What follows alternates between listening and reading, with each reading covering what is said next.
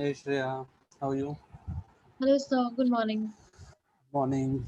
Okay, so we'll start as in with the topics which are not covered for you, right? So, given the few topics which you are still to go through, so I guess we have got five topics or four topics. Now, what I understand, it is financial market, then equities, fixed income, money market, and foreign exchange. Right? These are five topics which we are yet to cover with you, right?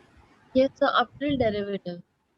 Yeah, up till derivative, yeah, derivative forward and futures, right? So other than that, it would be started by Anshul. So option we would be starting. Maybe derivative completely would be started by Anshul in the next class, right? So you can join that class, and derivative piece probably you can cover from there on, from there, and the remaining topics which you did not cover in the beginning because of joining late and all. So we can probably manage it with this 2 hour session dedicatedly for you only, right? So that we can cover it quickly and accordingly do it for you, right? Just give me a second. Let me share my screen. Okay, sir.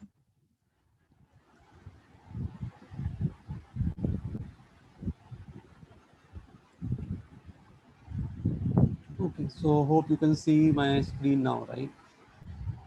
Yes, sir. Okay. So what we're going to talk about in this session is about the financial market. So financial market, how it looks like, what all different markets we have, and what are the importance of those market and the various participants which are part of this market, and the regulatory agencies and investment banks. So this is what the crux of this session is. So this will give you the overview of the financial system and the financial markets and the products, or you can say the participants who are there in the financial market. So this is what this particular session covers. So it is, you can say in a one sense, covering everything which is falling under the umbrella of financial market, but it would not be talking in detail given it is an overview. So we'll be doing it that way. So let me know wherever you are confused, not clear. You can certainly go ahead and ask your questions whenever you are not clear with something, right? Okay, So what is a financial system? So why do we have got a financial system? So this is a fundamental question which comes to everyone's minds, right? So it is a centralized system, we know, and this system helps meeting two people. One is lender, another is borrower, and these two people are quite pivotal for any financial market or any economy for that matter. Because if you don't have a proper lending available, or you don't have a proper, if you do not have a set of borrower who can who ready to keep that money and accordingly use that in the economy, so probably the wheel of economy would not be running with the same pace, right? So that is the whole idea of having a financial system in the first place, so that the people who need money, they can avail the opportunity of those money requirement with the help of another set of people or another set of investor who have got the surplus money, right? So that is why the financial system is there in the first place. So under the financial market umbrella, we have got a lot of things, various market product services that we would be doing in subsequent slide. So the participant, who all participant would be there, that we are going to cover. Markets we're going to cover in, not in detail, because in detail, every chapter is made on those market, like derivative market and money market, right? All these are the markets only. So we have got a dedicated topics on those markets, so we would be covering in detail about those market there. But here we would be kind of knowing a high level information about those things, so which are under the umbrella of financial system. Then various products, services, all these things we would be covering in the subsequent slide. So it plays an important, what is financial system, it gives in a definition here. It plays an important role in the growth of economy by influencing economic performance and economic welfare. Right? Predominantly channels fund between the lenders and borrower, which encourages the movement of funds in an economy. This is achieved by the financial infrastructure in which entities with funds allocate those funds to those who have potentially more productive ways to invest those funds, right? So this is what essentially I mentioned in the beginning, wherein it takes care of two important stakeholder in the financial system. So one is the lender, another is the borrower. So these two people are the important stakeholder in this system, who actually run, who uh, who ensure the financial system is running or functioning in a well coordinated manner. And they are the people who know how to use money in a most productive manner, right? So maybe the retail individual may not be having that bigger idea about using the funds or using the money, but institutional player or the big companies, they certainly know and they are well equipped to do all those things, and therefore this financial system gives a very level playing field, or you can say it gives a very significant significant place wherein they can actually get their requirement met and accordingly propel their business or propel the business idea which they have got before them. So that is what the financial system is there, right? So what is the primary goal? Primary goal of the financial system is accelerated the growth of economy, right? I hope you can connect it now when this statement is there. So given when we are talking about at the one hand the lender, at the other hand the borrower, so therefore by having these two entity on either end are actually going to accelerate the growth of the economy, right? So now when we look at market infrastructure or a financial market, what this market actually provides or what this market has in its offering for its investor. So why it is so good? If you look at this market, how do you see this market is really attractive or good enough? So that you are able to make out with the help of the characteristic or the attributes of this market. So when I talk about the attribute of this market, so fundamentally you can probably relate these words which I'm going to spell out now.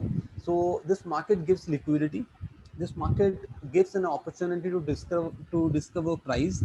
This market gives reduces the cost of the transaction because of the competitiveness of the market. Then this market has quite good regulatory infrastructure, and this market guarantees the settlement of the transactions which are being done, right? So these are the high level points which I given you. Now these are given on the slide also. Enhance the stability of the financial system, reduces the transaction cost in the economy, So, promotes efficient use of the financial resource. Yeah, go ahead, Shreya. so how does it reduces the transaction cost in the economy? Yeah, right. So yeah, how does it reduce the transaction cost? So because this reduces the transaction cost by being having more player in the market. So you remember probably one point in time, I just like to give this particular analogy to understand this transaction cost. You remember one point in time mobile phone was considered to be luxury, right? So even the incoming was considered to be a sort of people were reluctant to pick up the phone because there was a cost associated with the incoming also. One point in time, that was back in 20 uh, Yes, back sir. in 1995 or 2000. I'm talking not in the recent past. So Yes, sir. that point in time it was a sort of luxury, but how it becomes quite a necessity or quite of a daily thing. No one even bothers even for a second for calling the other person, because they know there is no such big cost associated with calling, right? Now it has become very normal usual thing. But how that is possible? Because of the competitiveness, because of the various players available in the market. Now the cost has drastically gone down.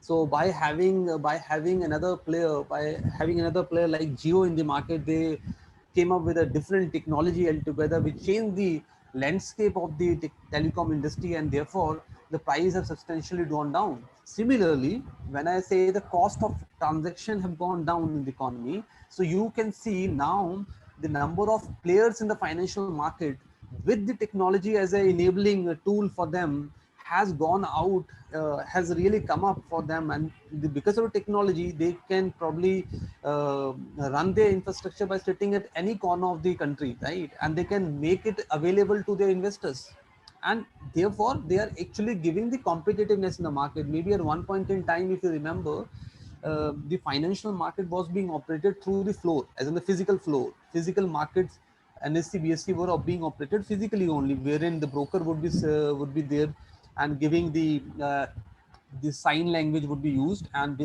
with that the buy and sell of the transaction would be taking place. Buy order of the trades or sell of the trade in the secondary market used to take place. So but now it is no more the physical thing, it is all digital.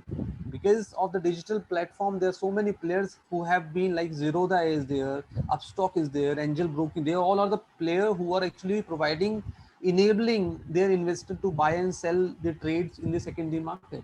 And also they play a significant role in the primary market. So what this primary market, the secondary market is all about, probably I'll talk about, but just to give you a gist of what primary and secondary market is all about. So primary market is where a security actually comes in its being. So if you talk about a private company is the one which is functioning in its own setup. So they have nothing to offer to the public at large. So the company which is a private can become a public by launching an IPO. IPO is called initial public offering. So initial public offering is the first way of going into the primary market, wherein the securities or shares of the company can be offered to the retail investors and also to the institutional investors in the primary market. So it is a part of the capital market, I would say. And the primary market is when the share of the company first comes into being. So that is what the primary market is. So with the help with these various players available, you know, the market has really become competitive. And since the competitiveness is there in the market, the transaction cost has to go down because of the sheer volume which is coming from the investor. So that's the reason, the question that you're asking, how transaction cost has gone down in economy, right? Okay. Yes. Okay. Okay, so liquidity is the another feature. So liquidity, it gives the price discovery. When I say, so when you trade on the financial market, like the secondary market that we're referring to, so given you can find a better price on any given day by having those seller and buyer on the market. Therefore, you can probably find a real price or genuine price for the asset that you're going to offer to the investor, maybe in the form of sell or in the form of the buy order that you're going to place on the market. So you can accordingly get avail a better price depending on how the market is giving or is evaluating the price of the asset uh, on the market, right? So this is something these two terms, which is one is your direct finance, another is the indirect finance. So the financial market offer these two kind of finance, you can say. One is your indirect finance, another is the direct finance. So when I say indirect finance, so as it is shown there on this slide, it is carried out with the help of the financial intermediary. So like the IPO is for initial public offering. So it is offered to public. So shares of the company can be offered to the public at large. So this process is carried out with the help of an underwriter, which is who is an investment bank. So this kind of a finance would be termed as indirect finance. Why? Because the intermediary is involved in raising the capital. So this would be named as indirect finance. On the other hand, the direct finance is when a company itself is offering some stake to a private player. Like you might have, if you remember this, Reliance Industry last year offered quite a good stake in its company to the various foreign investors. So various companies actually bought the stake in the Geo, not Geo as such, because Geo is not a separate entity as of now. It is a part of the Reliance Industry together. So they offered quite a good stake to the various foreign investors. And because it is a stake which is given by the company or offered by the company by having an approval from the shareholder for sure. So this kind of a finance or this kind of investment, you can say, is called a direct finance. Just to give you an example on these two terms, right? So employee stock option would be the example of direct finance or indirect finance. No, that is because when you say ESOPs is basically your as in the stocks which are given to employee, right? Yes, sir. So those would not be called finance options, because the company is not financing on the back of those options. It is more of a incentive, or you can say the more of the more of the incentive given to the employees only. Employees. Yeah, so it is kind of, you can say, the bonus which company offer in the form of the stock form, but it is not a finance, because my company is not generating any capital out of these two options. They are kind of, any which way they would have to give either the cash money, or they instead of giving the cash, they're giving the stock. That is what they're doing, right? And they find it valuable for themselves, because they know the cash can be used in some other form, and the security is the way by which they can keep their employees retained. They can keep their employees motivated, because when you work for the company, you also find that reflected in the share value of the company. So that's an indirect way of keeping company employees motivated. You know, if the company employees are working hard for the company, that indirectly will be reflected in the share price also, right? So company share price is bound to go up. So that's not be part of the finance, I would say. It is more about incentives and all that will go in a separate direction, you would say, right? Any other example for direct finance? Yeah, direct finance is like, you remember the Reliance industry last year. They were having quite a lot of debt on their balance sheet. A lot of debt was there, and they Okay, made sir. this point for themselves. They're going to get rid of this debt, and they want to be debt free, and they could do it. How did it? So they actually offered quite a stake to the private Okay. investor. So private investor paid money to the Reliance to buy to buy that particular stake, and by thereby this they were able to get rid of the debt also. And the finance actually happened direct finance. They did not have to go through the financial intermediate. It was negotiated between the investor and the Reliance industry, right? And they all were okay with that, and therefore this is kind of a capital raise only for the Reliance industry. So that So particular when example would be uh, called a direct finance. Yeah. so when banks borrow from each other on a short-term basis, which is like I guess called the bank rate, that is also an example of direct finance Yes, only, right? that is the example of direct finance. You're talking about the interbank lending.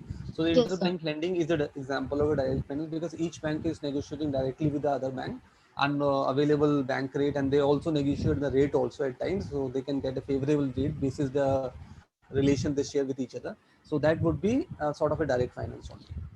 Okay, sir. Thank you. Okay, so this partly we have already covered. So functions of financial market: facilitate the flow of funds in order to finance investment by the corporation, government, individual; play the role of intermediaries and thus determine the flow of funds; monitor, regulate the participants in the financial market. Right. So this largely we already cover in my initial slides. So what is the function of the financial market? So even if you remember the five terms which I tell you, what are the functions of the financial system? So I mostly explain to my student in these five terms only. One is the liquidity, another is price discovery, another is reduction of transaction cost, right? Then the strong regulation available under the financial market, and the last is the guarantee of settlement. If you remember these five term, it And basically broadly explain stability. the, yeah, it broadly explains the same things which are even there, right? So it gives it is it's a center, it's a center of fund exchange between two entity, one which has got surplus fund, which has got deficit of fund. So these two entities come together and actually get their needs met, and accordingly propelling the growth of the economy at the same time. So that is what the financial system is all about. So these markets will be covering later. So what these are the part of the market only, stock market, bond market, right? So this will be covering on the subsequent slides. Structure of financial market. So this is the five component that we're going to look at this particular presentation: financial instrument, financial regulator, financial services, financial participants, and financial market. So these are the five component that we would be covering in today's presentation. Okay, so let's go one by one. So when you look at financial participant, this is the first one out of these five that which are given there. So these all are the participants in the financial market: investment bank, retail and corporate banks, mutual fund, hedge fund, government, stock exchanges, depository, retail investor, insurance, pension, registrar, clearing house, broker.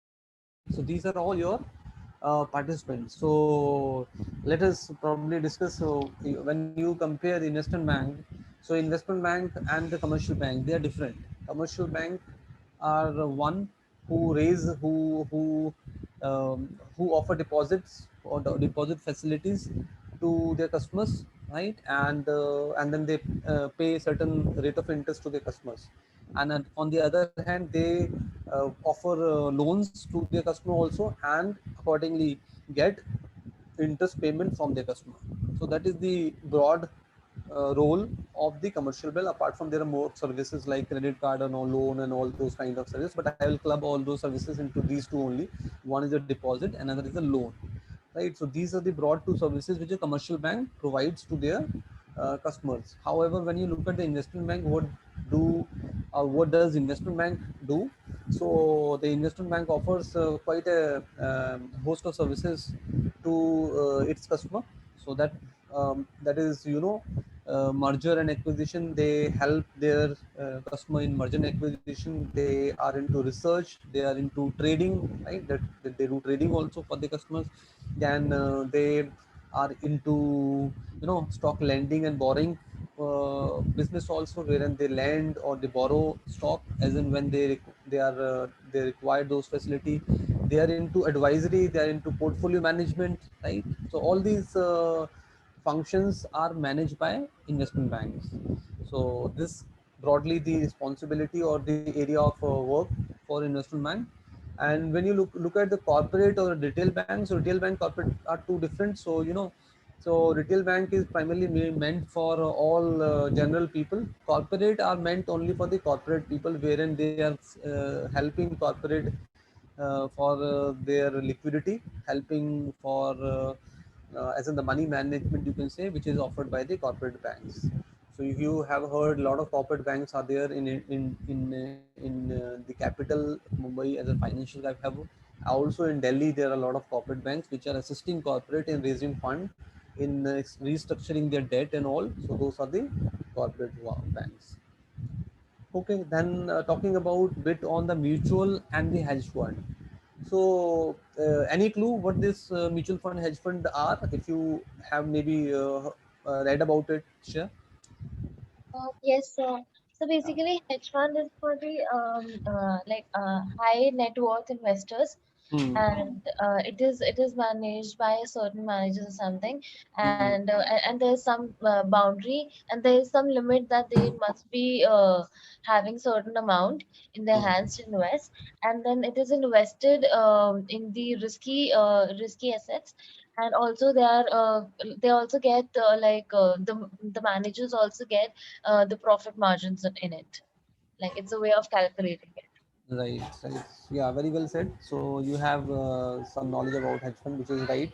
So hedge fund are the risky businesses, you can say. So they cater to only sophisticated investors. They do not cater to retail investor, first of all, and they have a certain cap, minimum, and the minimum cap by which you can go and become an investor to the hedge fund. So hedge fund can invest in anything and everything, given their strategies and all are not public, right? They are not They're known to the not retailing. regulated by the government. Yeah, they're not regulated, but nowadays they're regulated, you can say. Not as in, not in a very same way as mutual fund and other organization, but regulated, I would say. They need to show their portfolio to the regulators. Earlier they were not even showing their portfolio to regulators, but now they are responsible to showing their portfolio or the deals or the trades which they have got in the portfolio, so that it does not become a systemic risk later in future. So that is the only reason they're going, but they're not more regulated, you can say. It is just kind of a, as in it's just a kind of a visibility which is being available to the regulator by uh, having as in having the view to their portfolio, but they're not regulated, you can say, by the regulator at large. But they can be, regulator can ask them to enhance the capital requirement if they find there is a risk in their deals or trades which they have done for the investor. So the regulator can certainly ask them to increase the the collateral requirement, or to mitigate the risk around those trades. So they might be asked to enhance, raise the capital, raise the fund, extra fund, surplus fund, so that the future risk can be covered. So that is one. On the other hand, the mutual fund are the one which cater to the retail customer. They cater to the big customer also. So mutual fund is meant for everyone, and mutual fund are more transparent, more more regulated. Mutual fund are regulated by SEBI, and so they cannot go for risky strategies. They need to be going for traditional schemes and traditional way of investing only. They cannot go for risky investments like short selling. So short selling is one of the risky strategy that we call in the investment domain, investment banking domain, right? So short selling, any idea what short selling is all about? Yes, so when we buy an asset to basically sell it. Yes, right. So you sell it first and then you buy it later. Yes. So that is a short selling. So you make this presumption in the beginning, the asset price is going to reduce in the future, and therefore you're selling it at a higher price now and would be buying it when it is cheaper in future. But this is a risky investment because you are sort of forecasting this is how it is going to behave in future, but it may turn out to be against you. And if that's the case, then you would have to bear the brunt or bear the the losses and all those things. So hedge fund can do this, but mutual funds are not allowed to carry out this kind of activity. They need to uh, remain stick to the fundamentals of the investment, and that is how the mutual fund conduct the business vis-a-vis hedge fund. So So that's, mutual fund also gives a certain amount of guarantee of the return as well, right? While yeah, hedge they fund promise, does. yeah, they promise as in the objective of the investment, as in what they're aiming to, as in what they're aiming to achieve. They usually try to uh, beat the index performance. So what the index can offer to the investors, they try to outperform the index and offer better return compared to what the passive investment can offer to the investor. So that's the agenda of mutual fund. But though they can promise and mention everything there in the prospectus of the mutual fund, but it is never guaranteed. You can never say it is guaranteed, because mutual fund investment is always tied to the market risk. So if the market is not doing well, so you are, as in the investor, are bound to suffer losses. So that is there. So nothing is guaranteed, you can say. They promise for sure in their prospectus and all that they are aiming or targeting to offer this return to the investor. So that is how it is there. In case of hedge fund and mutual fund both have got the management fee. Management fee, the expense to run the operation always have some cost associated with that. So that Yes, is your management fee. And apart from the management fee, there is another thing which is there in hedge fund, that is called performance fee. Performance fee is taken by hedge fund, and which is close to 20% of the performance if they exceed the performance or exceed the targets of their investor. So I say you are the investor and I am running a hedge fund. So if I promise you I'm going to offer you 20% return, and I offer you 30% return rather than 20%, I exceed the promise. So that means the 20% I promised you, and 10% is the surplus return which I have offered you. Now I'm going to I'm going to share 20% of the 10% profit, which is the surplus one, from you. So that is how the hedge fund work. So when there is a whenever there is a performance is exceeded, so that is when the hedge fund are going to be benefited more. so whenever the performance is exceeded, they get the commission out of it. Like Yes. if it was initially decided that the performance guaranteed or promised would be around somewhere around 10%, Hmm. and if it every time goes somewhere to 30 to 40%, then Hmm. every time that margin would be given to the management. Yes, every time. So that's how they promise to the investor. So if I promise you 20%, right, and I am able to generate 30% return for you. So out of the 30%, as in the 20% is yours. So I'm not going to take anything from 20%, because that's the promise which I made in the beginning to with you, right? So 20% is not where I am going to take any profit. It is only the remaining 10% which is the exceeded one, right? So that has been exceeded and is more than what I promised to you. So now, so out of the 10% which is the over and above what I promised, so I am going to have 20% of that 10%. So that would be mine and remaining would be yours. Okay. So because they are the one who are very smart people, and smart in the sense the strategies and all, they always remains on their toes and work very aggressively, you can say, hedge funds usually. Okay, so now the government, stock exchanges, NSE, BSE, all these stock exchanges are participant to the financial market, right? Depository, what are depository? Any idea? Maybe you know. No, sir. No worries. So depository, Not getting it. yeah, so depository are the financial institutions who keep assets in the electronic form.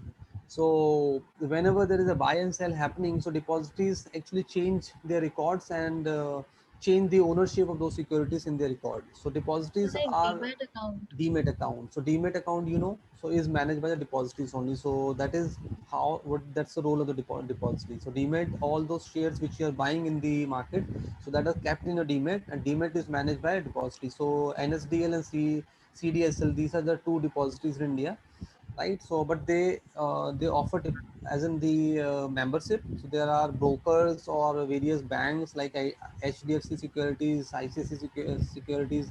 They all have membership with from these two depositories, and they are a depository agent, you can say, who can also offer depository services to their client, but that would be tied to the main depository only. So main depository would be the supervising bodies where where the account would be finally be held, but depository agent can open that account for them.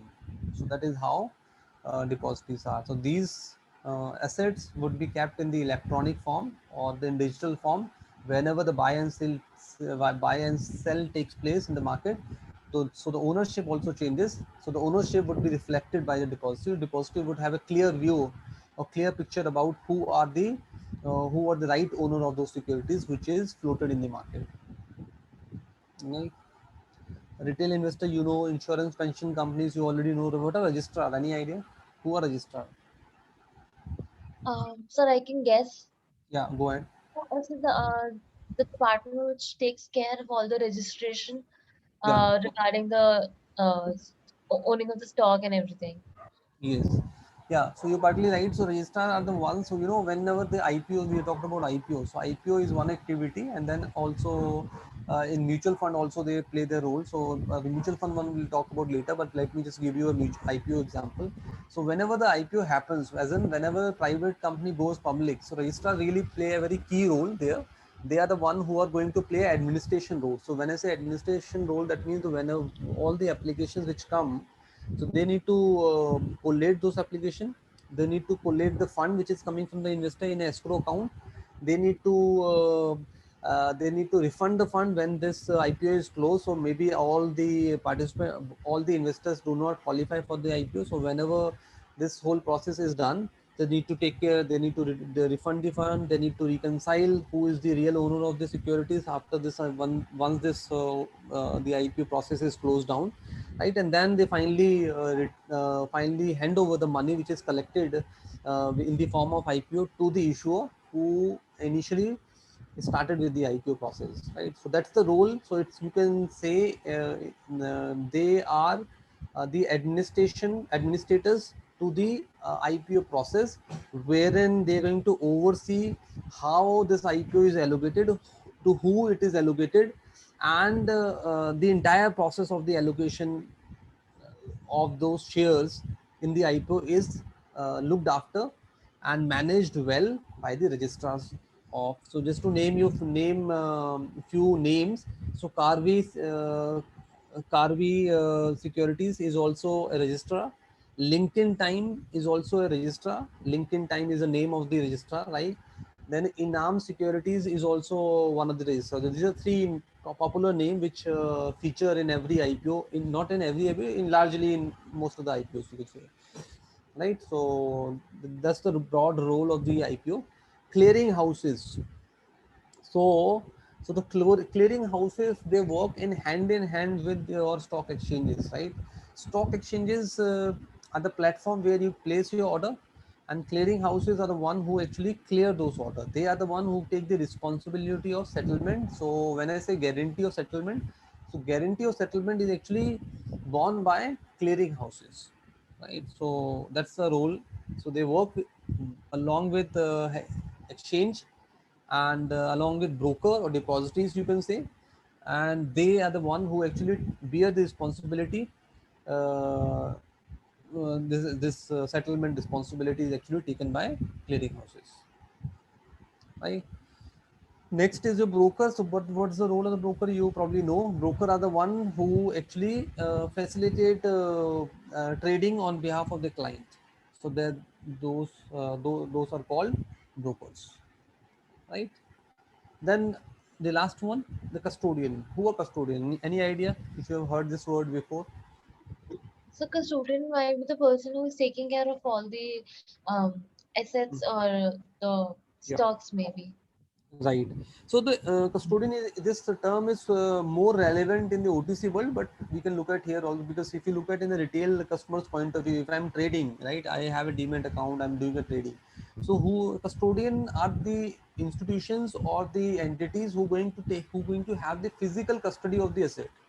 So physical custody of the asset in the form, so cash is also an asset, security is also an asset, and commodity is also an asset. So all these things are asset, right? So all these assets are managed and kept or held by custodian in the physical form or in the electronic form also, you can call. So this word is more relevant in the OTC world, but it does have a relevance in this exchange world also, wherein this custodian role is largely played by the broker and the depository together.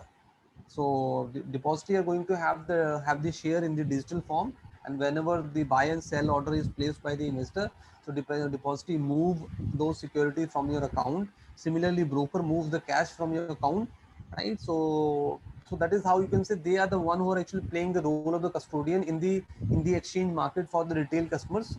However, if you've got an institutional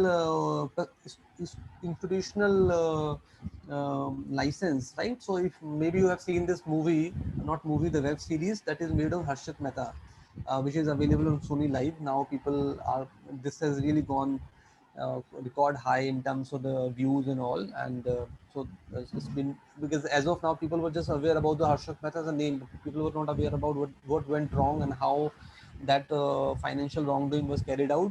So that is depicted in this web series. Maybe you can see it if you have subscription to Sony Live and Sony Live and all. So if you look at this particular web series, you will find they were also, Harshit Mehta also had an institutional uh, as an institutional brokers. They were acting as institutional broker, right? And when they were having institutional broker, they were also having custodian who going to manage their asset. There was one particular dialogue between one of the partner and the this guy who was playing a role of Harshit Mehta. There is some mismatch with the position at the custody and the position at their end. This was played out there in the web series. So that mismatch is basically, whenever an institutional broker does this trading and all, they need to have a custodian who's going to manage the physical custody of those assets which they're trading into. The physical custody is just not about the shares I'm talking, and but that point in time it was all physical. It was physical in a sense. Paper trading used to happen, but now it is all digital. It is not physical anymore. So but now cash and all other equity, commodity and all will be in the physical form, so that would be managed by the custodian. So that is how it is, right? So hope custodian as a word is clear. Okay, any confusion as of now? Good to move on. Yes, sir, no Okay. confusion. Okay. Yeah. Okay, so now moving on to the financial market. So financial market has got your capital market, money market, FX market. We'll be doing sessions on all these markets, on all these markets separately. You maybe have seen this curriculum as in how it is designed. Derivative markets chapter would be taken by Anshul, sir, right? And this capital market, money market, I would be covering for you. and the FX market, right? So all these terms probably will be talking there only. No point talking right now because any which way it will be duplication for you. So primary market is part of the capital market. Secondary market is where the trading of those shares which are issued in the primary market takes place. So exchange would be called the secondary market. Primary market is when the company is going public is going to public first time. That would be your primary market, right? So then under the domain of money market, you got various products like T-bill, certificate of deposit, call, notice money, commercial paper. I guess we will be covering these in your money market segment only, not here. Given this, the objective of for this session is to cover your this financial system first. Then we would be talking the rest of the stuff, right? Okay. Financial instruments, so stock, bonds, insurance, pension, government securities, debentures. Any idea what's the difference between bond and debenture? Because rest of the things you know, stock you know, insurance, pension thing you know, government securities. When I say you know, probably, what is the difference between bonds and debentures? Any, maybe you have heard it before. So difference between bonds and debentures. Yeah, not sure. Uh, I don't know. No worries. So let me just explain it for you. So bonds and debenture, like they are both debt instrument. Like stock is a equity instrument, and bonds and debenture both are debt instrument. And the fundamental difference between these two is bonds are a largely secured instrument. Secured means they are backed by some asset. So when the liquidation of a company happens, if you have got a bond paper, so there would be some, if it is a secure bond, so you would be having some asset attached, and that would be liquidated to recover your money. So that is how the bonds are. On the other hand, debentures may be secured and it can also be unsecured one. So debenture has got these two characteristics. It can be secure, it can be unsecured, and that would be mentioned in the certificate only, as in the agreement, if it is secured or if it is unsecured. So debentures are larger general is offered by corporates, companies, private companies, or the public company also. So they can be secured and unsecured both, right? So when I say secured, you know, unsecured means nothing, no collateral is attached. So if the liquidation happen, it depends on the cash book of the company, how much cash it has got in its balance sheet, and how they're going to cover it, and the assets which will be sold, those would be uh, those accordingly would be used to refund, or you can say to manage the um, uh, this this money for their investors. So on the back of that, the money would be paid to their investors, right? Then you okay? What are warrants and foreign exchange? Foreign exchange is your FX. So it's simple currency, right? So currency, foreign currency, buying of foreign currency against your local currency, or buying of local currency against the foreign currency. This is your foreign exchange. Simple, in very simple, plain words.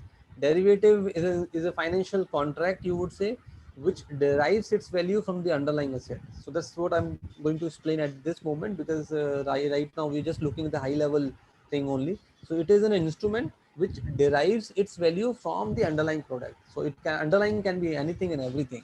So that is how the derivatives are. So derivative is one of the instrument or the product or the agreements, you can say, which investment bank trade very hugely, right? So it's, you can say, it is one of the favorite product of the investment banks in a sense. Then moving on to warrant. Any idea what warrants are? Maybe you have heard this term. So warrant is a kind is a kind it comes in the category of the equity, Hmm. but I think there is no obligation in the warrant that Yeah, we have to sell the or buy his stock. right. Yeah, so warrant is a kind of an option. I would say option is a part of derivative only. So warrant gives an option to the investor to execute the right, which gives them the equity or the debt in the warrant. So the warrant can offer you the underlying thing. So underlying can be equity, underlying can be your debt also. So warrant gives this offer to the investor wherein they can execute the right given under the warrant at a later stage. So option, if you look at the option as a word, so option is a part of a derivative segment. So I'm not going to give you more detail because otherwise you would be confused. I don't want to confuse you.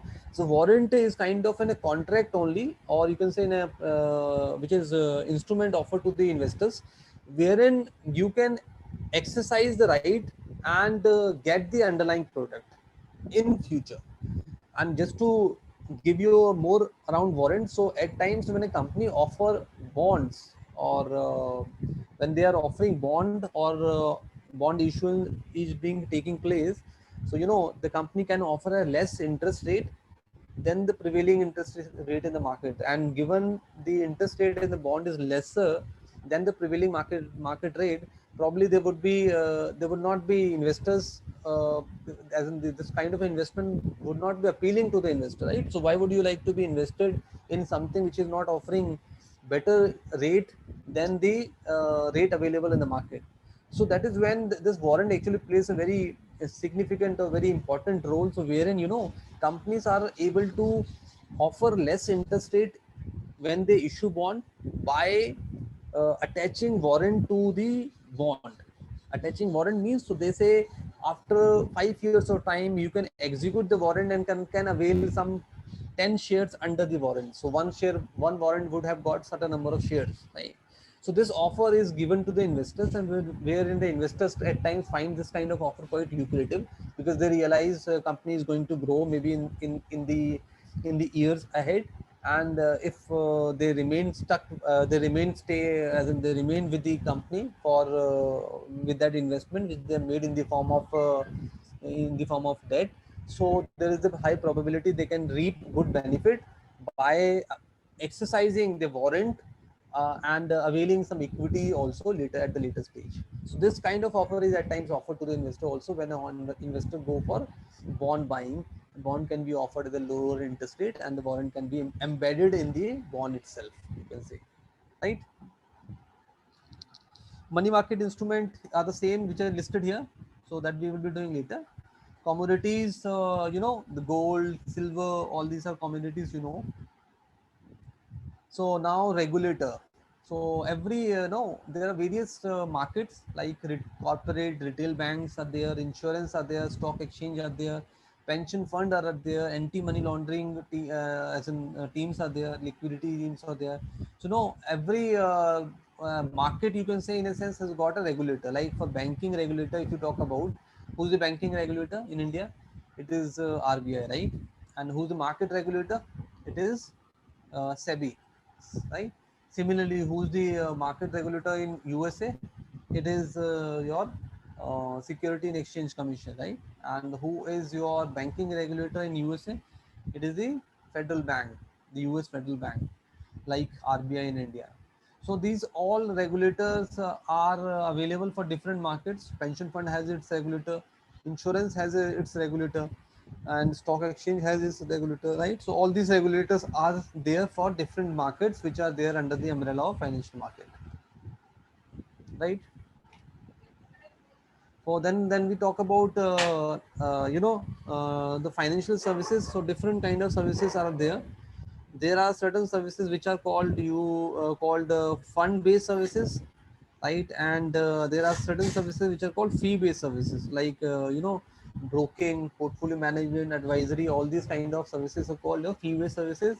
On the other hand, mutual fund, housing finance, these kind of services are called your fund based services, wherein the fund are there, you invest in a fund, right? And then your money is later used by that fund for the investment in different different company, or in different projects, you can say, to make money for the investor. So that is how this fund based and fee based services are distinguished or different. Okay. So can you please explain the fund-based services? Yeah, the fund based services, like the mutual fund is the best example for that. So fund is there, fund has got its objective, wherein objective would be to attain certain returns for the investors, maybe 12%, 15%, whatever it is written there, right? And then that fund which is being made is made from the various investors. So it's a pool of investment coming from the various investors. Investors would be able to see where the fund is being is invested, so that investment can be seen by the investors by having a view about the money being used by the fund managers. So that investment is going into the fund. So that fund can be your equity based fund, it can be debt based fund, it can be hybrid of both. So that amount which you are pooling or which you are giving in the form of SIP or a one time investment would be going into, in different kind of fund, which can be a leasing fund, it can be a mutual fund which is which is investing in your your equity and debt instruments. Leasing, leasing business wherein you are leasing something for certain number of years, right? So but it requires money to lease it. So it is also kind of a fund also wherein the money is being pooled and then it is used for the leasing business and all. So that is how these are fund based and fee based. Hope the mutual fund example is clear to you. Yes, sir. Fine. Okay, so let's move on. So I guess part of these market participant we already discussed. So I am sure you would not be having confusion there. So clearing agents, you know what clearing agents are. Any word which you not clear here? Maybe you want me to explain, because these word we have already discussed. No, sir, I'm clear with all the words. Sir, Yeah. risk regulators must be the one associated with the Yeah. SEBI, right? The Yes. regulating. Yeah. SEBI would be called regulator, and for banking regulator, you are RBI. Okay, sir. Clear Similarly with all. for similarly for your insurance, it is your IRDA, right? Okay. Similarly for pension fund, there is a different regulator, right? So all regulators for different market, you can say, are there, and so that is how this word regulator is there. Broker dealer, okay, so there is another term. Broker we have already covered, right? Dealer. So dealer and broker is these are two words which are quite interchangeably used, but there is a slight difference. What is that slight difference? I'll just spell it out for you. So broker, as I said, are the one who actually do trading and investment for their clients, right? So that is the fundamental idea about broker, as in the fundamental definition of broker.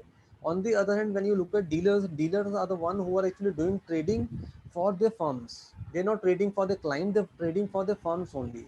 Or the proprietary trading, there is another word that is called proprietary trading. So that is basically dealer trading, or you can say the firm trading. So that is how they are different from each other, right? But So, in the so what is proprietary trading? yeah, proprietary trading is same like your dealer trading. So dealer means proprietary is called for the firm. That's another word which is used for companies, you can say, right? So that's how this word actually came into Basically, being. broker buys and sells on the needs of the Hmm. customer, but dealer does it irrespective of that. Yeah, dealer does this for its company. So if I am also doing the buy and selling, and I am the employee of the company, I'm doing for my company only. So company also has money, right? So Yes. like take an example of the various company like Motilal Oswal. It is this company is into securities trading only. So one, they would be helping their customers trade also. Another, the company can do trading for itself, right? So these two, there would be two different set of people who would be doing trading. So if there is a broker, so broker would be doing trading for their clients, which company has got. And when dealers are there, dealers are trading for the company itself. So company's money is being traded. Sorry, right? Okay. So this process we will be doing in your equity section also. So issuer is the one who is issuing the security. So like when company go public, so when company goes public, so company is called issuer, because company is going to issue its securities. So that is how this word issuer comes. So they develop security, they register security, and then they sell those securities. So that is called your IPO process, initial public offering. So that would be done in detail in the equity section of a chapter. So that is the process that we will be discussing. Responsibility of the issuer, obligation of the issuer, reporting financial condition, material development, operational activity is required by the regulation. So when you become a public company, or when you're just a private company, so there is a difference. What is the difference?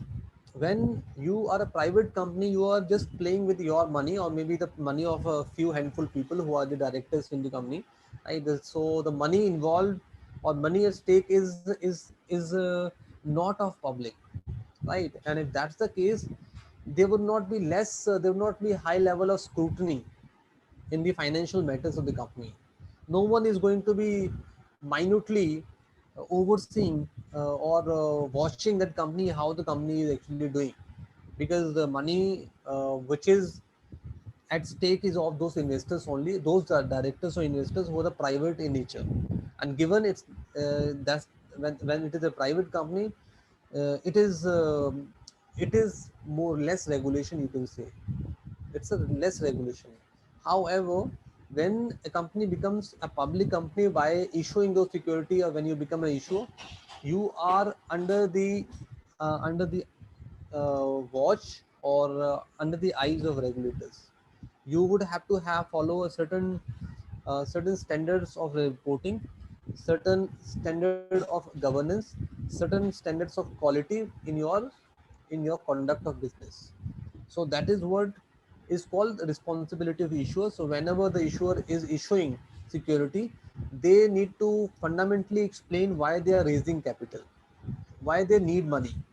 So that should be very clearly and explicitly mentioned in the prospectus of the IPO, that is called red hearing prospectus, or the red hearing prospectus. You might have heard this term, that is known for the IPO. Don't worry about it. We will be doing this again in the equity section. I'm just giving a brief around it. So whenever the issuer is going for fundraising, they need to be very clear about the objective, why they're going for the fundraise, and that fundraise should be very clearly mentioned in the prospectus also. It should not be they're going for a fundraise, then they're utilizing that money for some other reason. That shouldn't happen. So that is why this reporting obligations and all those are there for issuer. The responsibility for issuer is larger. So issuers can be in domestic, can be international. So money can be raised from international market also. Money can be raised from the domestic market also, right? When you talk about the international market, so you might have heard these terms like ADR, GDR, ITR. These are the terms which are wherein the local company which is based out of India can also raise money from the international market in the form of American depository receipts.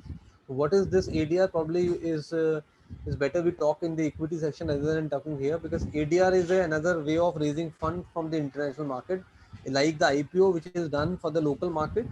You go with the IPO process, raising fund from the local market. Similarly, if you want to raise money from the outside market or the overseas market, that can also be done in the form of ADR. And ADR, when I say, it can also be done with the IPO also. It is not you can't do IPO in the international market, but then you will have to follow the regulations which are there in the international market, right? You cannot go with the regulations which are there in your market. And all that regulatory checks would be done in that overseas market, and you would have to follow the guidelines which are available in the international market. So that's how it is there for the IPO. However, if you look at for the ADR process which I'm talking, for raising the funds, so it's a bit different. We'll talk about it later, how that's done in the equity section, right? You understand, investor? Now what we are doing here, we are talking those terms which we have already talked in the previous slides, one by one. So investor, now you know what investor is. I don't think I need to give you any brief about the investor anymore, because it's very clearly mentioned there. Stock investor is an individual institutional investor who puts money to buy security offering potential profitable returns as interest income or appreciation in value, right? So that is what the investor. Who are the investor? Investors are the one who are investing their money into various assets. It can be your it can be your shares, it can be debt instrument, it can be real estate, it can be your commodity like gold, crude, right? Silver and all those things. So those people who put their money into various asset class, so they are called investors, right? Market participants. Just take a So read. Yeah, yeah. So Go in the ahead. previous slide, it was mentioned that they rely on fundamental analysis for investment decisions. Yes. So so when you look at it from the investor point of view, right? So investor usually have a long-term view about the investment. They do not go for, so there are two kind of people in the financial market. When you look at this financial market, you will find there are investors who are investing money for returns, and there are another segment, another set of people who are also dominating in the market. They are called traders, right? Traders. So traders are also making money, and investors also make money. So when you look at from the investor point of view, they rely on the fundamental analysis. The fundamental analysis basically means they do not go by the technical charts. Technical chart also present a view about company share value, or company, how the share is going to move, how the security is going to do in the immediate future, I would say, not in the long, not in the in the far ahead future, rather in the immediate future, how a security is going to do. That can be seen with the help of technical charts, how bullish the market is, if market is bearish, if market is bullish, if the share is going to do good, and all those trends can be caught with the help of your those technical charts, which traders read on a daily basis whenever they go for it. However, when you look at from the investors' point of view, investors are the one who look at a company, company how sound that company is fundamentally. So fundamentally means financials, valuation, vision, and their future planning and all. So that is the basis of their investment. Right. So that's the basis. And if all these parameters are met and they really feel very positive about the company, so that is when the investor is going to put their money into those investments. So that is what it written fundamental analysis. Hope it is clear. Yes, sir. Okay. Bit more information given there. It's already covered. They buy and hold long-term strategy is a passive in nature, as opposed to speculation, which is typically short-term and active in nature.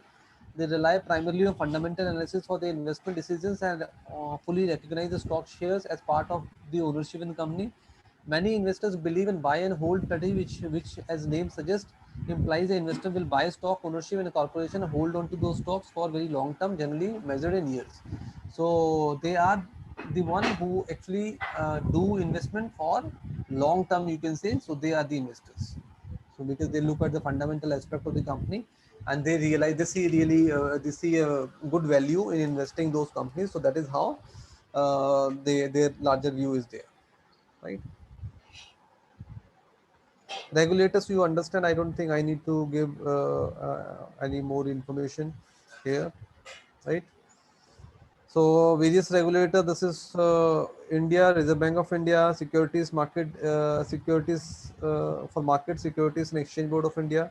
Similarly for the US Federal Reserve, right? For market, securities exchange commission. For UK Bank of England, FCA, right? For your for banks. And for market, it is your prudential authority and financial conduct authority, the two market regulator. One is your FCA, that is called financial conduct authority, and another is PRA stands for prudential regulatory authority. So these two uh, are the regulator there in the UK. Similarly, there are other regulators in the other country also, which are regulating their individual countries accordingly. Right? Custodian, we have already understood. Now just look at the definition given there. Just read it out. Maybe take a half a second and read it out. If you find something unusual, not clear, let me just know, because we have already talked about custodian.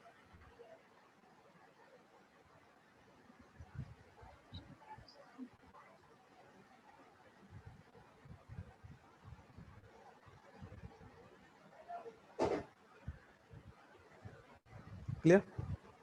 So just a minute. Yeah, sure. Take your time. No worries. So Shrey, you based out of Gurgaon, right? Yes, sir. Okay.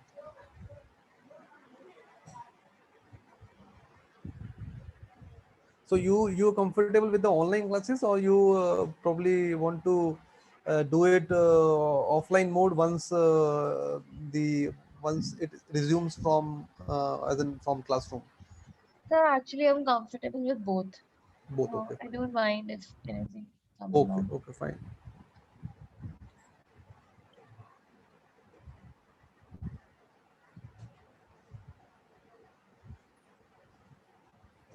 So clear with this.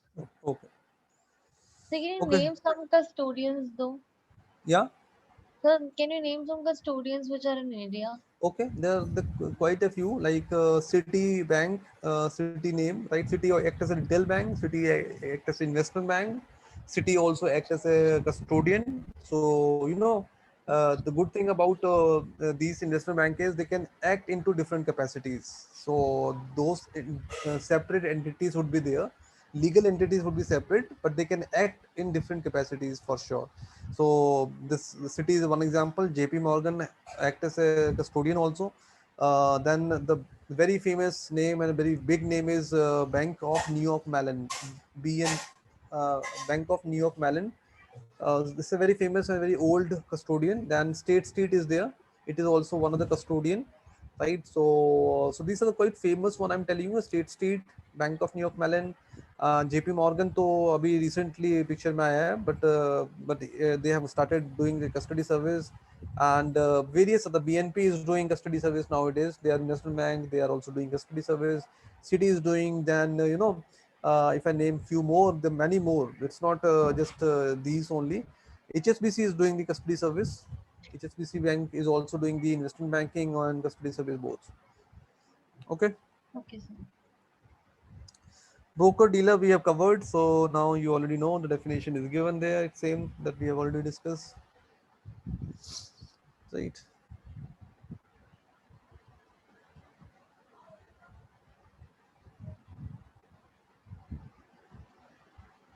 Right. So when executing trade on behalf of customer, the institution is said to be acting as broker or agent. When executing trade on behalf of their own investment or institution's money, then you call dealer or principal. Okay.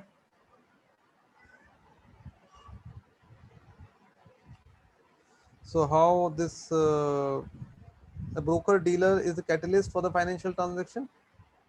So they are the one who are actually playing very significant role in the financial market, because without their presence, probably this market would not be that well connected, I would say, because they are the one who are igniting this space, financial space, by having accessibility or having a wider reach in the market, and by that they are able to offer a different set of assets to their customers. And that is how you can say the broker and dealer are playing a very significant catalyst role in the financial market or financial transactions, you could say, right? What is the depository? So it is the same that we discussed. It is a specialist financial organization holding securities such as shares either in certificate or uncertificated form. Right? Certificate is now, it is more of a digital as a demat form only.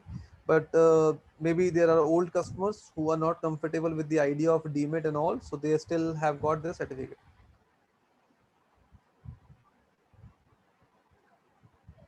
Fine, simple to understand.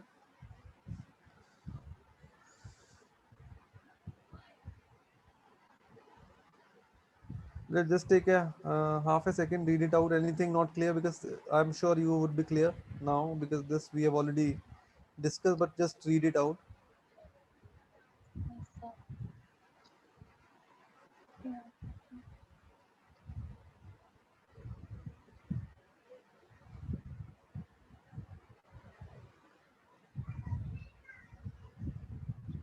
Sir, done. Everything is clear. Yeah, it's simple, right? Then these are the depositories. The international depository names are given there: Clearstream, Deutsche Börse Group, Euroclear. These are the international depository, DTCC, right? Clearstream and this Euroclear. These are very prominent names which are there in Europe, and they cater into domestic as in domestic clearance and settlement of securities. And the good part about these two institutions is they also play the role of depository and also the custodian role. They have got multiple roles with them.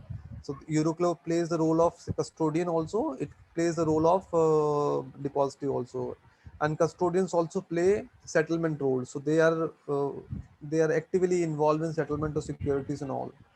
So settle when you look at custodians are just not only for keeping the asset, they are also involved in settling the asset. So when you do a trade, so who is settling your trade? It is the custodian who is responsible for the settlement of the trade. So that is how the custodian is there. One, it is keeping the asset secured and in a well planned and organized manner. At the same time, they also manage the settlement for the organization whose custody is being managed by them. So that is the role which is played by the custodian. So Euroclear and the Clearstream, these are very prominent names, I would say. DTC again, DTC in the USA, but they have got global reach now. They also deal into cross-border securities and all. So when I say cross-border means different securities like European countries securities are also settled by DTC. Similarly, the US securities are also settled by Euroclear and Clearstream. So it could be possible wherein an investor by sitting in Europe can also buy US security. So who would be facilitating the transaction? It would be facilitated by Euroclear or Clearstream, you can say, right? So that is how these big names are there. Okay. So clearing agent, we already did it. Clearing house is a financial institution provide the clearing and settlement services for financial instrument commodities such as derivatives, securities transaction. So the clearing corporation, right, is the clearing agent, you can say, which is ensuring the settlement takes place when you put an order or put an as in transaction with the when you place an order on exchange, as I would say. Clear? Simple to Yes, sir. understand, right? So it's given there in between clearing corporation. So the various clearing houses are their names is given there. LCH is one of them. EuroCCP is another. ClearNet, 6x Clear, EMFCF. These are the prominent names, I would say. So they act as clearing houses, you can say, right? There is a term which is written novation. So what is this novation is all about? Just explain you novation. Novation is when a party, like the clearing corporation here, when this party act as plays multiple roles or dual role, you would say, then that process which is being happening, that process would be named as novation. Like example, when this party is playing a role of buyer for seller and playing a role of seller for buyer, so it is playing a dual role. And so it is playing a dual role. So when they need to play a role of the buyer, they are playing buyer role. Then when they need to play a role of seller, they're playing a seller role. So they're sitting in between and helping facilitate the trade from each side. And so this process of buying and selling and wearing a different hat at each time is called novation. So process of transferring trade title to clearing house is called novation. So when the trade title is uh, is transferred to clearing corporation, so this term or this activity or this process is termed as novation. So basically, the fact that clearing corporation is the buyer to seller and seller to buyer is called novation. Novation, yeah, you can Okay. say, yeah, this is called novation, yeah, right. Okay, so financial market, do you understand? Market where the financial instruments are traded in order to raise capital. A market where investors borrows can trade in financial securities, commodities, other fungible item at low transaction cost and at prices that reflect the demand and supply. Right. So the same definition that we have already covered. Market can be divided into three forms, you can say. short term capital, medium term, long term, right? So short term is usually called less than a year, right? That is short term capital. Then the medium term would be called usually between 2 to 10 years would be the medium term, and when it is more than 10 years, that would be called a long term capital. Uh, Long term capital, you would say. So that is how this market is divided uh, in depending on the different segment or different kind of investment, you can say. What is the fundamental, what is driving market? It is the demand and supply which is driving the financial market. In financial market, having transparent pricing, regulation, cost, fees and market forces determine the price. Investors have access to large number of financial market and exchanges representing a vast area of financial product, right? So it's just showing you demand and supply is one of the characteristic of the market. Right? Demand and supply is the one of the characteristic which uh, which derives prices. So by this demand and supply, the prices would be available in the market. Financial market determine the growth of economy by allowing the just the same statement that we have already done. Nothing new is there, but just take a half a second, read it.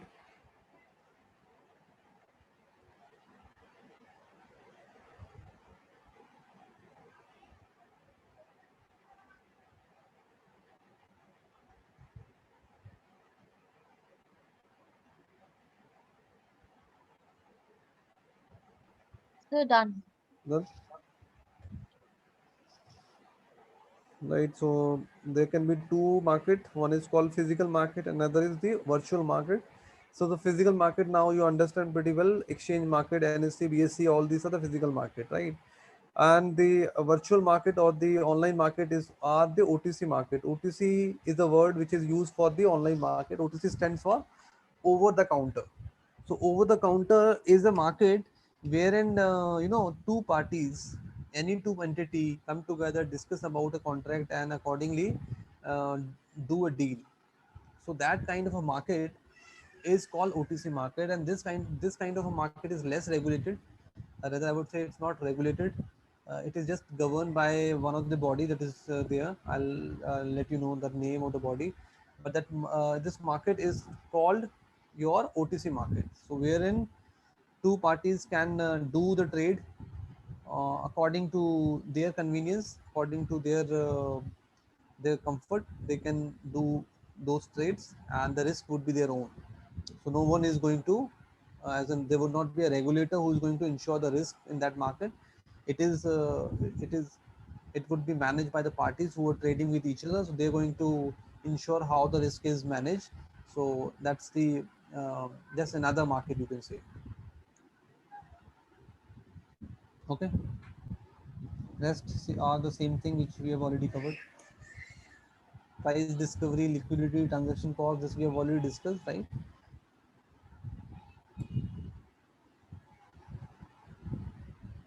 So if you look at there, vital to functioning of industry as an instrument help raise long-term equity, right? So why financial system is important? Because this system actually helps in raising money. Even if you look at one odd year, you would have seen a lot of IPOs coming, and the one this IPO is coming because the companies actually need money.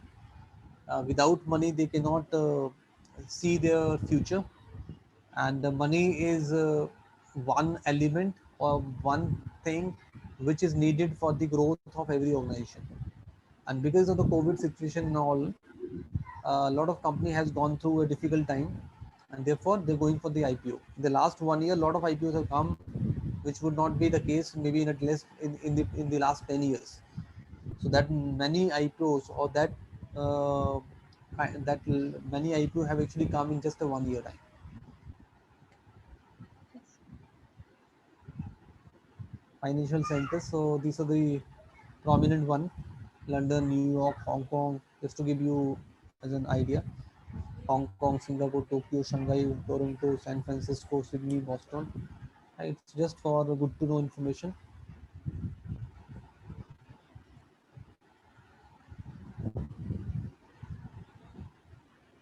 See the as in the it's just global economy by GDP shown there.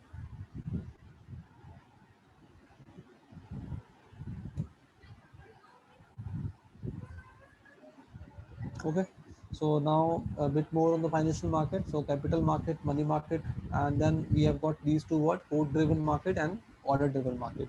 So this thing we would be doing in your equity section, timely market and all. Let's talk about this code driven and order driven quickly. So the code driven market and the order driven market, if you look at these two words, so how these two words are important. So when you look at exchange market, so what you do, you put an order there, right? And your order is your order is going to execute subject to uh, matching order available, right? Your order would be executed subject to another order available which can match your order. So that is how this order driven markets work. So maybe you put an order to buy 10 shares of ICC bank in the secondary market, exchange market, right? And you also you quote your own price of those securities, what price you want to buy those securities. So as long as that order is not matched, it would not be executed. So that is how this order driven market is. So order driven market is driven by the order only. Whatever order you place, that is the order. That is the order. That is how the order going to matched. Code driven is sort of where you would not be having liberty of putting your own order. As a investor would not be having the liberty of putting its own order. Rather, the investor has to go with the quote available in the markets. They can consult this quote from the various brokers or various financial players who are leading this market. Especially this market is led by big market makers who are the big famous banks like Goldman, Morgan, JP Morgan. They are the one who are actually leading this quote driven market, because this is called your OTC market. When you look at or compare these two words, the order driven and quote driven market are basically called the OTC market, over the counter market, right? Which are not physical market. Order driven market are more for the exchange market. So quote driven market, where you don't have a liberty of choosing or putting your own order, rather you would have to rely on the quote which is given by the brokers available in this market. So that is how these two markets are there. Okay.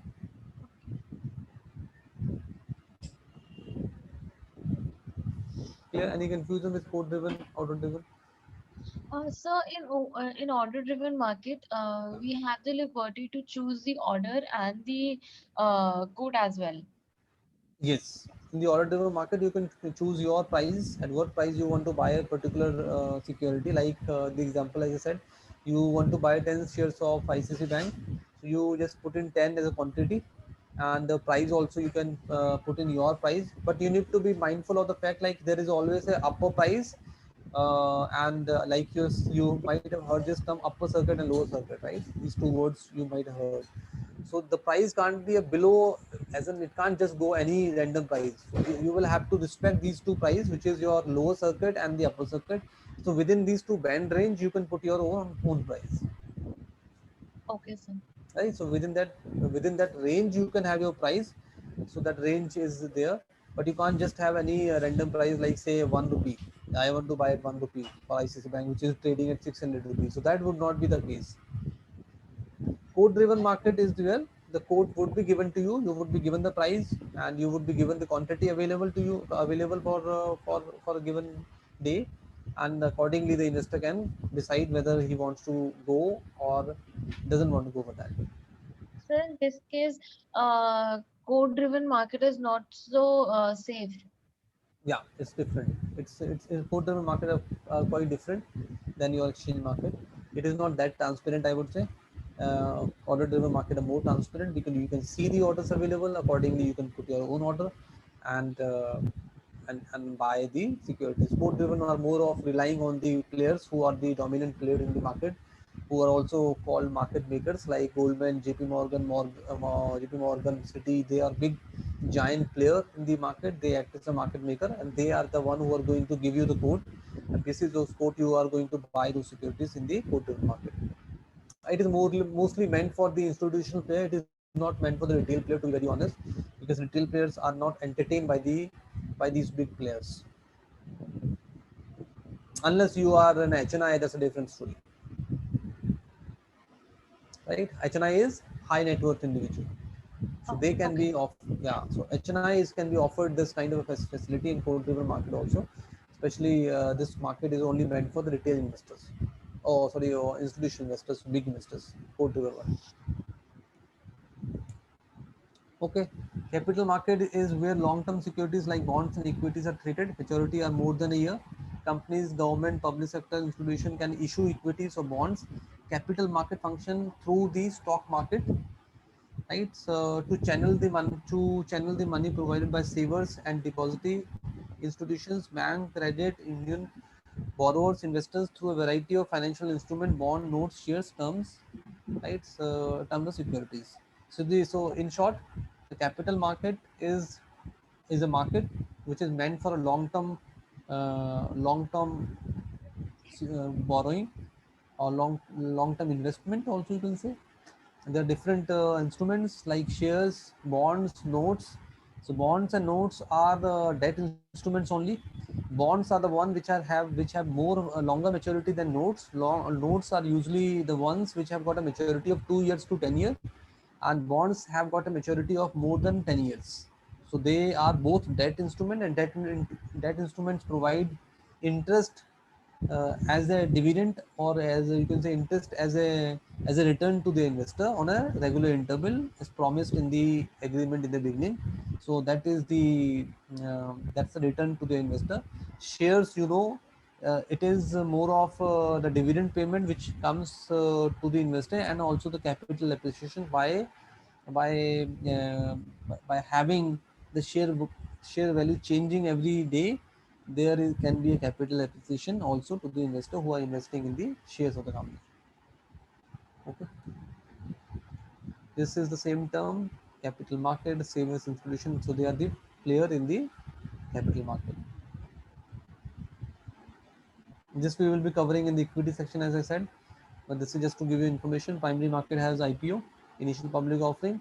Secondary market then gives you an option to trade those securities which are happening in the IPO. In the primary market, those securities are traded in the secondary market. That can be your equity also. Equity means shares, and it can be debt also. Debt means your security which are going to. It is kind of a loan which you are giving to the companies. Debt in short form. Okay.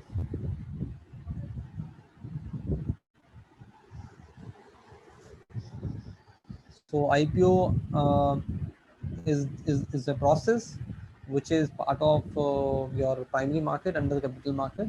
So with that, company tend to raise long term capital, that is in the form of shares, or by issuing securities, or by issuing debt also. It can be done in the primary market. Okay. Origination, underwriting, distribution, this is the function of the IPO that we would be covering in the equity section in detail. uh, Companies, governments, public sector institution can issue equity bonds through a new issue that is called IPO. This is typically done through a syndicate of securities dealer. Later these issued securities are traded in the secondary market.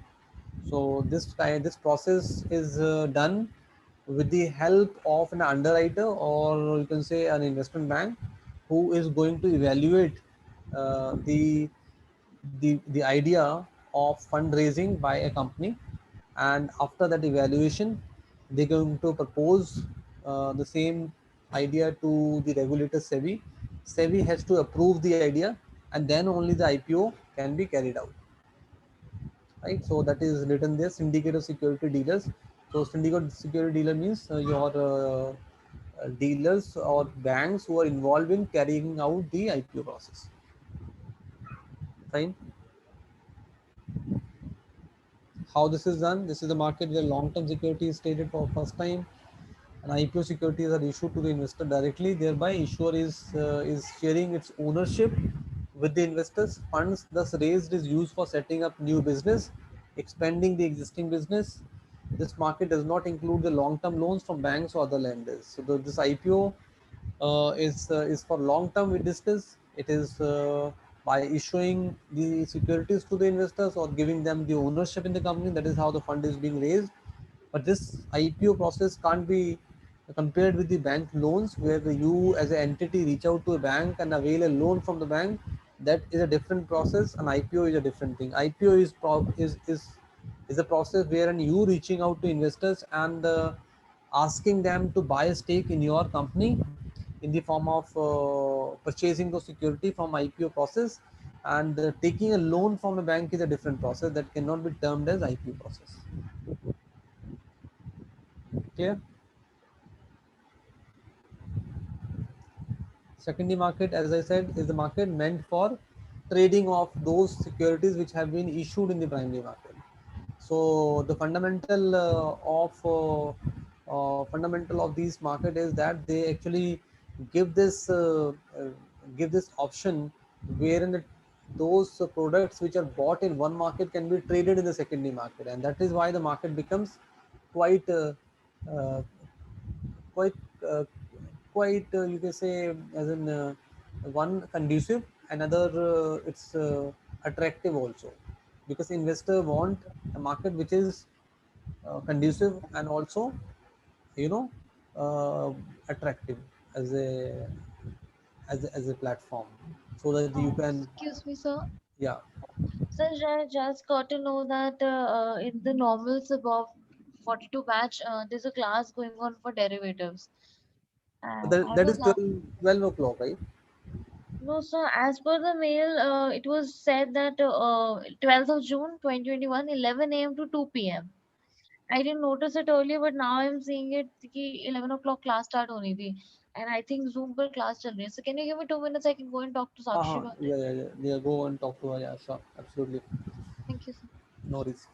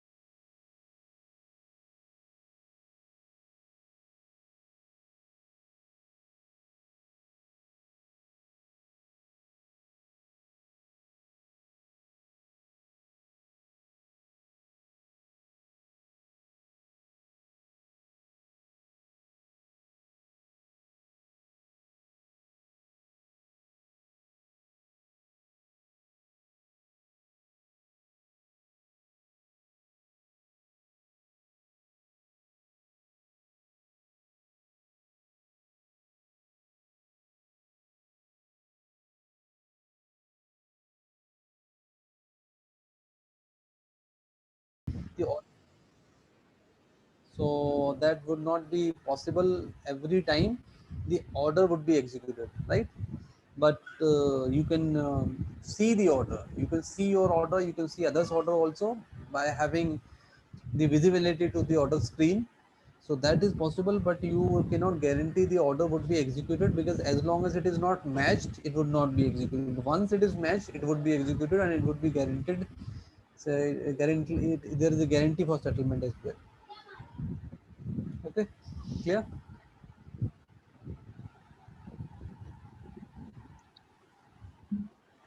Okay, moving on to code driven. So it is again, we know this is more about the code. So there would be buy code, there would be sell code, and who are going to give this code? Market maker or the dealers who are the who who have got prominent positions in the market. So big banks, so investment bank are the market makers. They are the one who is giving these codes to the investors out there. And here you know the counterparty, because who is buying, who is selling is actually known to the investors, to the participants in the code driven market, right? So that is how the bid and ask is given there. Ordered execution is guaranteed in code driven market, because no market makers are required to meet the bid and ask price they quote. So here, so this order execution is guaranteed, but order settlement is not guaranteed in code driven market. Once player quotes the prices, it means they will have to buy and sell the order. And once the player says, okay, I'm comfortable with this price, that means order would be executed. Order placed to only buy or only sell the underlier. So that is how these two markets are different. Okay. Then there is another market that is hybrid of both. So that market gives an opportunity wherein you can avail both the features. So some of the market like Nasdaq and NYSE especially have got these features wherein they are having both the feasibility. They are also catering to OTC product. They are also catering to the exchange product. So that is how they are called hybrid market.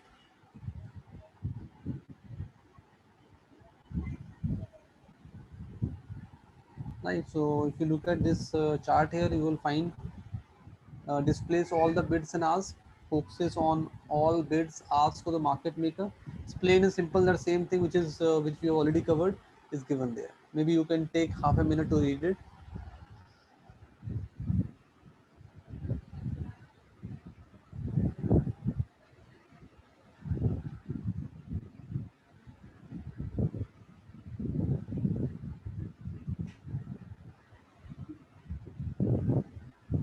Done, sir. So So we now, can also add another point that in mm, exchange there is no counterparty risk. yeah, there is no counterparty risk, right? So given it's guaranteed, so exchange market does not have any counterparty risk. It is guaranteed, as in there would be no risk to your trade in terms of settlement. So other market, commodity market, future markets, foreign exchange market, derivative insurance market. So these are the other different markets. Now some of the information about the regulatory agency given there. Federal, state governments have a myriad of agencies in place that regulate the oversee the financial market and company. These agencies, so I'll talk about the broader one which are important for you to know. So that is from the US point of view and the UK point of view, because largely the banks which are available in India, they are from UK and US only, right? So you should be knowing who are the regulators in US, who are the regulators in UK. Those are really important, uh, because most of the banks are from these two countries, and so they need to comply all those regulations which are there in those. Just give me a second.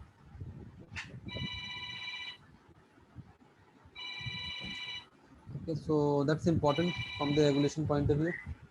What they do, this is given: supervise the functions of all market to build confidence in investor, ensure stability, to mitigate the financial crimes, to protect. So this is the, if somebody asking you what is the role of regulatory agency, so this is what the role of the market agency is. One is to build the confidence of the investors in the market, supervise functions of the market participants, ensure the stability of the financial stability of the market, to mitigate the financial crimes or the frauds or all kind of different wrongdoings which happen at times, and to protect the investor. So this is what the regulatory agencies are there for. These are various names across different countries are given there, right? Federal Reserve, you know, Securities and Exchange Commission, Commodity Futures Trading Commission, and all those.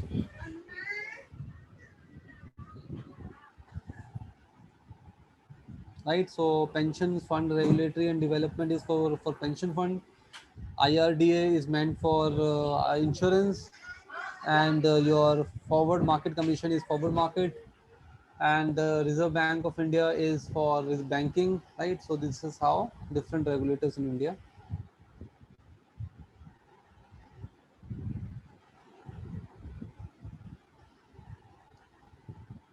Important functions. So these are the functions, specify rules, regulation.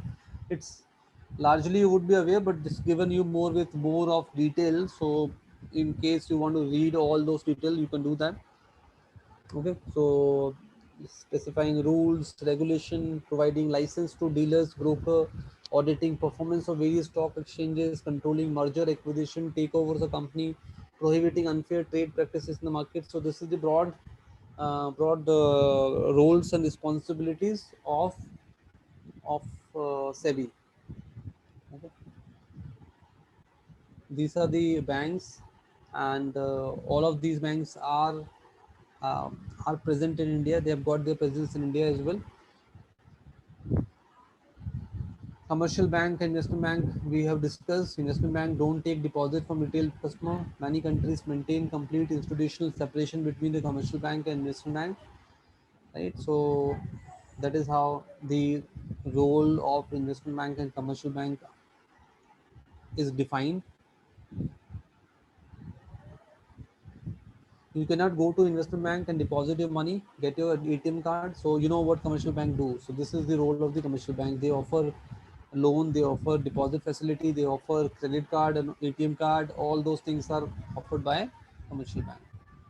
Investment bank does all these things, such as underwriting, acting as intermediary between the security issuer and investing public, facilitating merger and acquisition, restructuring, right? Broker and dealer role, financial advisor, all these roles are played by investment bank. So again, given in bit more information, raising capital, trading, market research, merger acquisition, all this is managed by investment bank.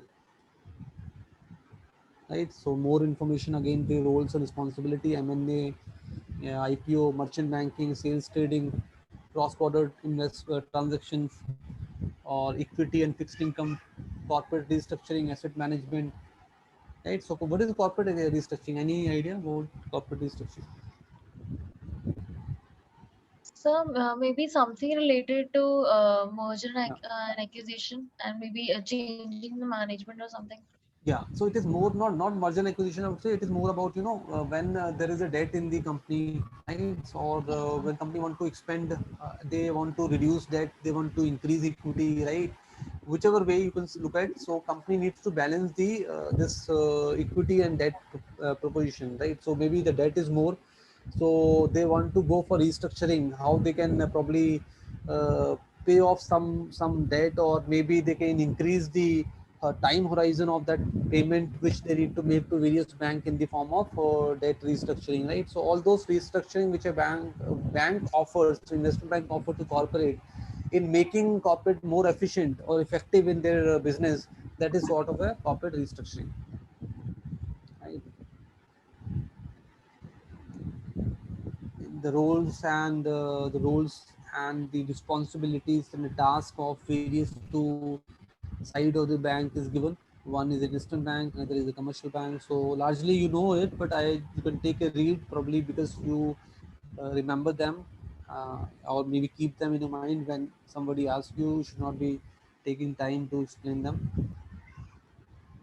Again, the list of banks given there. So what does IB operation do? All these activity, client onboarding, then an AML is checked. It is checked if there is no money laundering is being done with the help of this process that is called anti-money laundering process. Then KYC is done, know your customer process, risk management, and then the post-trade activities is taken care by this investment bank. It's very high level given you. It is not something it just this is the only thing. So this is basically given how a particular client is onboarded. So that's what is given there. First the client onboarding, then the AML check would be done, KYC checks would be done, then the risk management and all other compliance checks would be done, and thereafter trading activity will happen. The post trade activities will be taken care of. So I would just let you know. So when you look at investment bank, you need to look at these three functions: front office, middle office, and core operation, which is called back office operation. So these front office, back office, middle office, and back office, we would be doing in detail in trade life cycle. There is a chapter, dedicated chapter, which talks about these three functions only. Here it is just to give you a high level information how an investment bank operate and in what manner or form it operates. So they always have got three operations, so three functions: one front office, middle office, and operation. So roles are given there, but I don't want to dive into these things because at the moment there is no such requirement. More important, you know how and what is the structural way of managing the business by these investment banks. So this is how they're going to manage to ensure the risk and control is effective in the system. So front office, middle office, back office operation is there, right? So another term that is used, this we have already done. So another term which is used is buy side or sell side, that is used for used in the investment banking domain. So you know these all players which are placed there, capital provider, they are called buy side firms, and you know investment bank and commercial bank are called sell side. Why they are called sell side? Because they are the one who are offering those products. They make, modify those products, so they are called sell side. They are the people who actually buy or consume those products, therefore they are termed as buy side.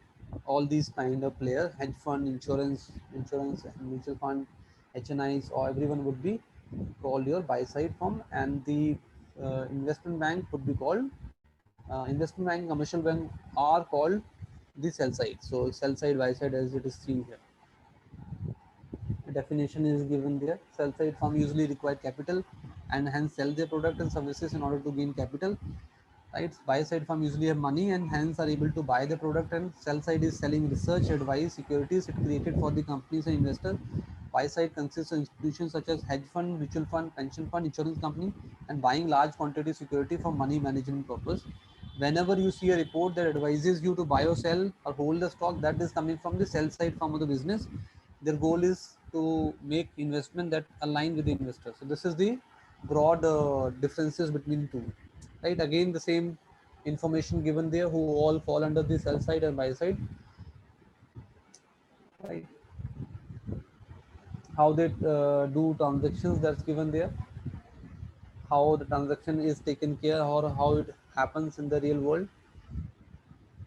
Buy side is there, investors are there, they are investors feeding into buy side, then buy side is going to the sell side, and accordingly they are getting those products or made, or those things uh, created for the buy side firms. So this, that's all we have in this first chapter of financial market, and it's as in the wider landscape of financial market. So this is what we have got in this particular presentation. So it is going to, it's basically gives you a very wide and high level view about various functions of the various functions of investment bank and the financial market at large, as in how it operates and all those markets and all. Right, so this is what we have got here. It is uh, it is to more of to let you know how and what all things are there under the financial market. Then separately we will be doing those topics later. Okay, Shira, so that's it for now. Any questions maybe you can ask now before we close it? So right now I'm clear, but I'll study it later and then I'll let you know. Yeah, yeah, sure, no worries. You take your time. Maybe you can also go through the quiz and assessment which are available alongside this chapter, right? So anything not clear, let me know. We can discuss in the next chapter. Sir, any assignment related to this that is supposed to be done? Yeah, every chapter has got some assignment, Okay. quiz and assignment would be there. So in every section that is there. So in this section also there would be some quiz and assignment So given. I need to go and check on the modules, right? Yeah, on the modules only. So in the LMS section, you go in the financial market and IB, right? And then there Okay. you will find this assignment of quiz written. The word would be written there, assignment quiz. So that is meant Okay. for you to complete. Yeah. Okay, sir. Okay, sir. Okay. Okay, Shreya. So for today, it's done, and tomorrow we'll begin the same time. I hope your as in the 11 o'clock thing is clear. So any So Sakshi said that the classes Anshul sir can happen from 11 to 2. So your session will happen from 9 to 11.